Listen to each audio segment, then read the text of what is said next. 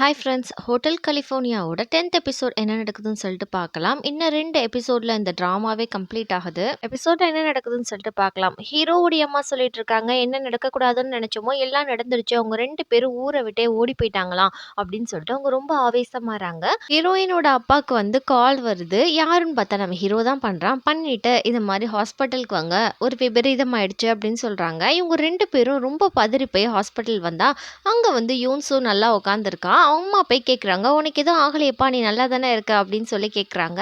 யூன்சும் சொல்கிறேன் எனக்கு எதுவுமே ஆகலை அப்படின்னு சொல்லிட்டு ஹீரோயினோட அப்பா ஒரு மாதிரியாக பார்க்குறான். ஹீரோயின் அப்பாவுக்கு தெரிஞ்சிருச்சு நம்ம பொண்ணுக்கு தான் ஏதோ ஆயிடுச்சுன்னு சொல்லிட்டு, சாரி அங்கிள் என்னை மன்னிச்சிடுங்க, நான் தான் கான்ஹியை வந்து சியோலுக்கு போகலான்னு சொல்லிட்டு கூப்பிட்டேன், என்னால் தான் அவளுக்கு இப்படி ஒரு ஆக்சிடென்ட் நடந்துருச்சு அப்படின்னு சொல்லிட்டு இங்கே ஹீரோ சொல்லிட்டு இருக்கான்.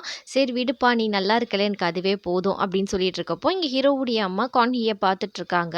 பார்த்துட்டு சீக்கிரம் எந்திரிடி, ஏண்டி இப்படி படுத்து கிடக்க, எங்களெல்லாம் நீ ரொம்ப கவலைப்பட வைக்காத, என் வாயை சொல்லணும் முதல்ல, நான் சொன்னதுனால தான் இவ சாக கிடக்கிறா போல இருக்கு அப்படின்னு சொல்லிட்டு இவங்க டென்ஷன் ஆகிறாங்க. அதுக்கப்புறம் இருந்தாலும் உன்னை எனக்கு சுத்தமாக பிடிக்காது அப்படின்னு இவங்க சொல்லிகிட்டே இருக்கையில நம்ம ஹீரோயின் கண்ணை முழிச்சிடுறா. அதுக்கப்புறம் ஹீரோயினோட அப்பா வீட்டில் கொண்டு போய் வச்சுட்டு, நான் ஜஸ்ட் நீ ஹாஸ்பிட்டலில் இருக்கதான் நினச்சிக்கோ, நான் உன்னை பார்த்துக்கிறேன்னு சொல்கிறாரு. ஹீரோயின் சொல்கிறா, அப்பா அம்மா ஆக்சிடென்ட் ஆன இடத்த நான் பார்த்தேன் அப்படின்னு சொல்கிறப்போ, என்னம்மா சொல்கிற அப்படின்னு கேட்குறப்போ, எனக்கு நல்லாமே ஞாபகம் வருது, அம்மா ஆக்சிடென்ட் ஆன அதே இடத்துல தான் அந்த ஸ்பாட்டை நான் பார்த்தேன்னு சொல்லிட்டு இருக்கா. அப்போ ஒரு ஃப்ளாஷ்பேக் காமிக்கிறாங்க. ஹீரோயினும் அவங்க அம்மாவும் வந்து வெளியே உட்காந்துட்டு இருக்காங்க. இன்னைக்கு நம்ம வந்து வெளியே போக போகிறோம் அப்படின்னு சொல்லிட்டு அப்படியே வந்து அவங்க உட்காந்துட்டே இருக்கையில் இவங்க அப்பா என்ன பண்ணுறாருன்னா, யார்ட்டையோ காசை கொடுத்து ஏமாந்துருப்பார் போல இருக்கு. பயங்கரமாக அடிச்சிட்டு இருக்காரு, என் காசை கூட்றா, நாங்கள் இந்த ஊரை விட்டே போக போகிறோம் அப்படின்னு சொல்லிட்டு இருக்கப்போ அவர் காசு இல்லைன்னு சொல்லிட்டு இருக்காரு. அப்படியே இவங்க வந்து காலையில் காத்துட்டு இருந்து நைட் ஆகிடுது. இன்னமும் இவங்க காத்துக்கிட்டே இருக்காங்க. ஹீரோயினோட அப்பா வந்து காணோம். அதுக்கப்புறம் இவங்க உள்ளே போயிடுறாங்க. அவர் பார்த்தா ஜெயிலில் தான் இருக்காரு. அந்த சீனை கட் பண்ணிட்டு இங்கே வந்து ஹீரோவுடைய அம்மா பயங்கரமாக அழுகுறாங்க, அவங்க ஹஸ்பண்ட் இறந்து போயிட்டாருன்னு சொல்லிட்டு. அப்படி அழுகையில் நம்ம ஹீரோவும் ஹீரோயினும் பார்த்துட்டு இருக்காங்க. நம்ம ஹீரோயின் பார்த்துட்டே இருந்தவங்க என்ன பண்ணுறாங்கன்னா, பின்வாசல் வழியாக போய் அப்பா கார் எடுத்துகிட்டு போகிறாரு பார்க்குறதுக்காக. இவங்க யாருக்குமே தெரியாமல் அந்த காரில் ஹீரோவும் ஹீரோயினும் பேக்கில் போய் உட்காந்துக்கிறாங்க. அப்பாவுக்கு தெரியாது. இது தெரியாமல் அவர் வந்து ஓட்டிகிட்டு போகிறாப்புல. ஆக்சிடென்ட் ஸ்பாட்டுக்கு வந்து கார் வந்துடுது. அப்படியே அவர் மெதுவாக போய் பார்த்துட்டு இருக்காரு என்ன ஆச்சுன்னு சொல்லிட்டு. இங்கே நம்ம ஹீரோ ஹீரோயின் 2 பேரும் காரில் எடுத்துட்டு நம்ம ஹீரோயின் சொல்கிறாங்க, நீ வெளியே வராத, நீ இங்கே இரு, நான் போகிறேன்னு சொல்லிட்டு கிளம்புறாங்க. ஹீரோ சொல்கிறான் போகாத அப்படின்னு சொல்கிறப்ப நம்ம ஹீரோயின் போய் பார்த்துட்டு இருக்காங்க. ஹீரோவுடைய அப்பா இறந்து போய் ஸ்ட்ரெச்சரில் தூக்கிட்டு போயிட்டு இருக்காங்க. தான் அம்மா வந்து இறந்து ரோட்டில் கிடக்கிறத வந்து நம்ம ஹீரோயின் பார்க்குறாங்க. பார்த்துட்டே இருக்கையில் தலை தெறிக்க அவங்க ஓடுறாங்க. இப்போ ப்ரெசன்ட்லேயும் நம்ம ஹீரோயின் என்ன பண்ணுறாங்கன்னா, அப்படியே ஒரு காலங்காத்தால் எந்திரிச்சு நடந்து வெளியே போயிட்டே இருக்காங்க. அவங்க சின்ன வயசில் எந்த இடத்துக்கு ஓடி வந்தாங்களோ அதே இடத்துக்கு இப்போ அதே மாதிரி குடுகுடுன்னு ஓடுறாங்க அந்த ஸ்பாட்டுக்கு. ஓடிட்டு ரொம்ப குழப்பமா இருக்கு, இங்கே நம்ம வந்த மாதிரியே இருக்கே அப்படின்னு சொல்லி யோசிக்கிறாங்க. ஏன்னா சின்ன வயசுல நடந்த அந்த விஷயம் எல்லாம் உங்களுக்கு மறந்து போயிருக்கும்.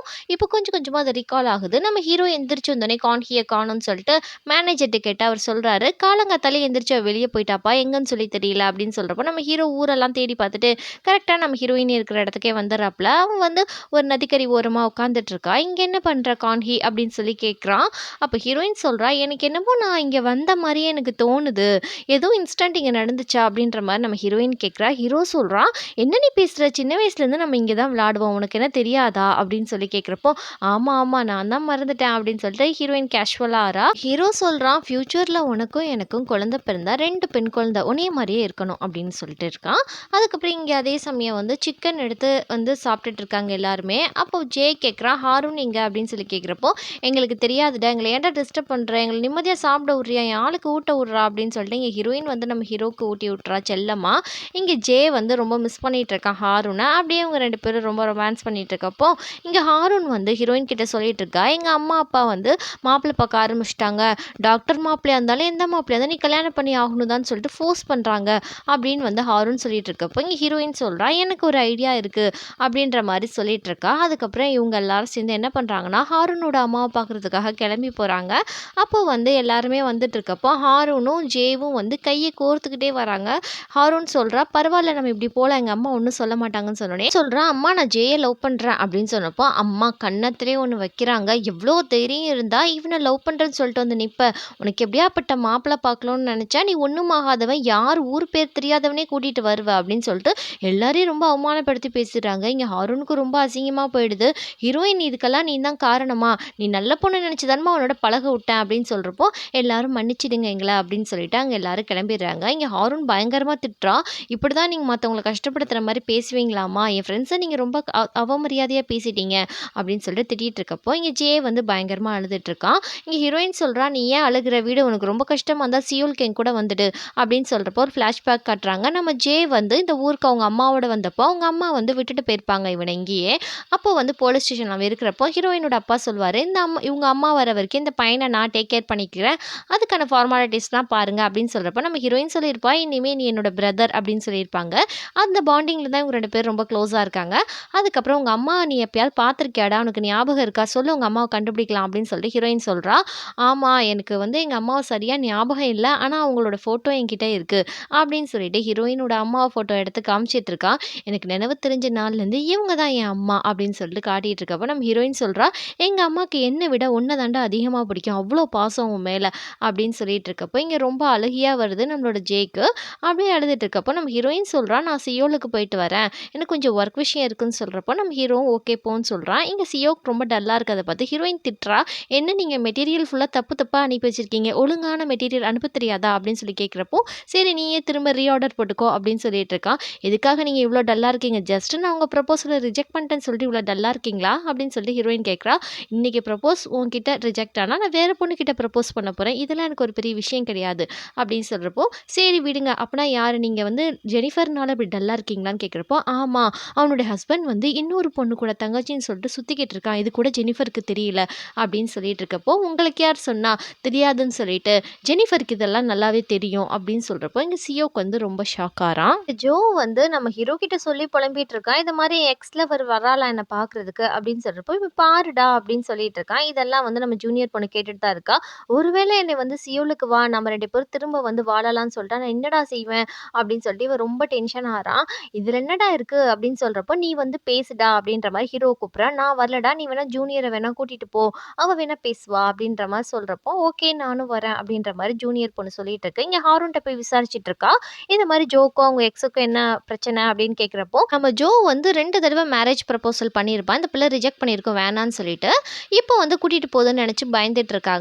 இப்போ வந்து அந்த பொண்ணு போகையில, இங்க வந்து ஜூனியர் பொண்ணு சொல்லுது, "உங்களுடைய டாங்கிக்கு உடம்பு சரியில்ல வாங்க." அப்படின்னு சொல்லிட்டு ஜோவோட பேரையும் சொல்லி கூப்பிடுது.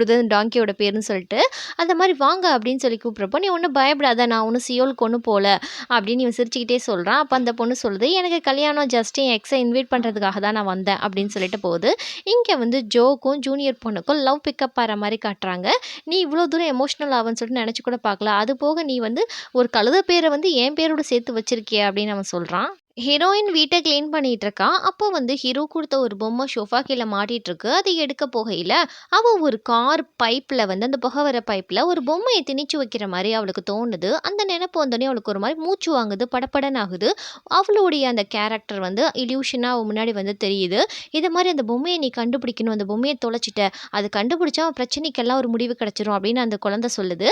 அதுக்கப்புறம் எங்க ஹீரோயினோட அப்பாவும், ஹீரோயின் தான் காட்டுறாங்க. "இதே மாரி அன்னைக்கு நான் ரொம்ப ஹார்ஷா உன்ன பேசிட்டேன்ப்பா. உன்னோட பக்கமும் என் பொண்ணோட பக்கமும் நான் பேசல. மன்னிச்சிடுப்பா. இப்போ ஒரு பொண்ணோட அப்பாவா நான் சொல்றேன். என் பொண்ண நீ சந்தோஷமா பார்த்துக்கணும். அவள எப்பவுமே கண் கலங்காம வச்சுக்கோப்பா. இனிமே என் பொண்ணு உன்னோட பொறுப்பு." அப்படின்னு சொல்றப்போ, "நீங்க ஒண்ணும் பயப்படாதீங்க அங்கிள். அவள நான் பத்திரமா பார்த்துக்கிருவேன்." அப்படின்னு சொல்லிட்டு ஓரளவு ஹீரோயினோட அப்பா கூட ஓகே சொல்லிட்டாரு. இங்க ஹீரோ வந்து ஹீரோயின பார்க்கறதுக்காக வந்திருக்கான். அப்போ போய் ஹீரோயின் வீட்ட ரொம்ப நேரமா தட்டிட்டு நின்னுட்டு இருக்கான். ஆனா ஹீரோயின் வரவே இல்ல. ஒருவேள அவ வீட்ல இல்லையோ அப்படின்னு சொல்லிட்டு நம்ம நெனச்சுட்டு ஹீரோ இருக்கான். இங்க ஹீரோயின் பார்த்தா அவங்க அம்மாவுடைய அந்த சமாதிய பார்க்க தான் வந்திருக்கா. அந்த சாம்பல் இருக்க இடத்த. அப்படியே ஒரு ஃப்ளாஷ்பேக். நம்ம ஹீரோயினோட அம்மா சொல்றாங்க, "இது மாரி நம்ம வந்து அமெரிக்கா போப்போறோம், கலிஃபோர்னியா போப்போறோம்." அப்படின்னு சொல்லிட்டு இருக்காங்க. அம்மா பிறந்து வளர்ந்த இடம் அப்படின்னு சொல்லிட்டு நம்ம ஹீரோயின் வந்து ட்ரெஸ் எல்லாம் எடுத்துட்டு வந்து குடுக்குறா. எல்லாம் ஒண்ணா வச்சுட்டு தான் அவங்கலாம் வெயிட் பண்ணிட்டு இருந்திருப்பாங்க. ஹீரோயினோட அப்பா வந்திருக்க மாட்டாரு. ஜெயில்ல இருந்திருப்பாரு. அதுக்கப்புறம் அவங்க அப்படியே தூங்கிட்டு இருக்கப்போ, நம்ம ஹீரோயின் என்ன நெனச்சான்னு தெரியல. நம்ம அவங்க அம்மா கால்ல ஒரு கயிறு கட்டி, அத அப்படியே அவ கால்லயும் கட்டி, அந்த கயிற வந்து தன்னோட கையில வச்சுட்டு தூங்குறா அப்படியே. காலைல எந்திச்சு பார்த்தா அந்த கயிறுலாம் அவுத்து கிடக்கு. பக்கத்துல அம்மாவ காணோம். அப்படியே ஹீரோயின் பயந்து போறா. அப்படியே பார்த்தா தான் அவங்க அம்மா வந்து இறந்து கிடக்குறாங்க ரோட்ல. இது பார்த்துட்டு ஹீரோயின் இன்னொரு விஷயத்த நினைச்சு பார்க்குறா. ஹீரோவுடைய அப்பாவும், ஹீரோயினோட அம்மாவும் 2 பேரும் நம்ம ஊர விட்டு ஓடி போயிடலான்னு பேசியிருப்பாங்க. இதெல்லாம் நம்ம ஹீரோயின் கேட்டுட்டு இருந்திருப்பா. அம்மா தன்னை விட்டு போயிறக்கூடாது அப்படின்னு சொல்லிட்டு அவ என்ன பண்ணியிருப்பான்னா, அந்த புகை வர அந்த பைப்ல போய் அந்த பொம்மைய திணிச்சு வச்சிருப்பா. அதுக்கப்புறம் இந்த ஆக்சிடென்ட்லாம் நடந்தது தான். அந்த அதிர்ச்சியாயி அவ மயக்கம் போட்டு விழுந்துட்டு இருந்திருப்பா. நம்ம ஹீரோ கூட கத்தி நம்ம ஹீரோயின எழுப்பிட்டு இருந்திருப்பான். இதான் அந்த ஃபிளாஷ்பேக். இதெல்லாம் நடந்தது காமிச்சதுக்கப்புறம் நம்ம ஹீரோ ரொம்ப நேரமா நைட் ஆகி ஹீரோயினுக்காக காத்துட்டு இருக்கான். ஹீரோயின் வந்துடுறா. நம்ம ஹீரோ கேட்குறான், "இந்த நைட்ல இவ்ளோ குளுர்ல எங்கம்மா போயிட்டு வர?" அப்படின்னு சொல்லிட்டு சிரிச்சுட்டு சந்தோஷமா கேட்குறப்போ, நம்ம ஹீரோயின் சொல்றா, "நம்ம இனிமே பிரேக்கப் பண்ணிக்கலாம். நம்ம இனிமே லவ் பண்ண வேணாம்." அப்படின்னு சொன்னோனே அவன் சிரிப்பு அப்படியே மறைஞ்சு போய் உம்முன்னு ஆயிடுறான். அதுக்கப்புறம் வந்து "இனிமே செட் ஆகாது" அப்படின்னு சொல்றப்போ, "நீ ஏதோ டவுனா இருக்க. எப்ப டவுனா இருந்தாலும் நீ பிரேக்கப் தான் சொல்லுவ. நீ டைம் எடுத்துக்கோ. நீ கொஞ்சம் ஃப்ரீயா இரு. நீ ஏன் இவ்ளோ ஸ்ட்ரகிள் பண்ற? உன் கூட எப்பயுமே நான் இருப்பேன். ஏதோ ஒரு கஷ்டத்துல இருக்க. எதா இருந்தாலும் என்கிட்ட சொல்லு." அப்படின்னு சொல்லி இவன் கேட்குறான். இவ எதுவுமே சொல்லாம அப்படியே அழுதுகிட்டே அவனே பார்க்குறா. "சரி நீ டைம் எடுத்துக்கோ. உனக்காக நான் வெயிட் பண்ணுவேன்னு" சொல்லிட்டு ஹீரோ சொல்றான். இங்க ஹீரோயின் அவங்க அப்பா பக்கத்துல வந்து உட்காந்துட்டு, "அப்பா நான் அம்மாக்கும் உங்களுக்கு பிறந்தது டோட்டல் வேஸ்ட்டுப்பா. என்னால உங்க லைஃபே கெட்டு போச்சு." அப்படின்னு சொல்லிட்டு இங்க ரொம்ப சோகமா உட்காந்துட்டு இருக்கா. அப்ப அப்பா சொல்றாரு, "நீ என்னோட பொண்ணு. எப்படியா இருந்தாலும் என் பொண்ண எனக்கு ரொம்ப பிடிக்குமா." அப்படின்னு சொல்றப்போ நம்ம ஹீரோயின் அழுகுறா. "நான் வந்து பிறந்ததே வேஸ்ட்டுன்னு நினைக்கிறேன்ப்பா. நான் எல்லாரையும் ரொம்பவே கஷ்டப்படுத்துறேன்." சொல்றாரு, "எப்படியா இருந்தாலும் என் பொண்ண எனக்கு ரொம்ப பிடிக்கும்னு" சொல்லிட்டு இங்க ஹீரோயின் வந்து உன்கிட்ட ஒண்ணு பேசணும்னு சொல்றா. அப்ப வந்து ஹீரோ சொல்றான், "நானும் உன்கிட்ட ஒண்ணு பேசணும்." அப்படின்னு சொல்லிட்டு 2 பேரும் வெளிய போய் பேசுறாங்க.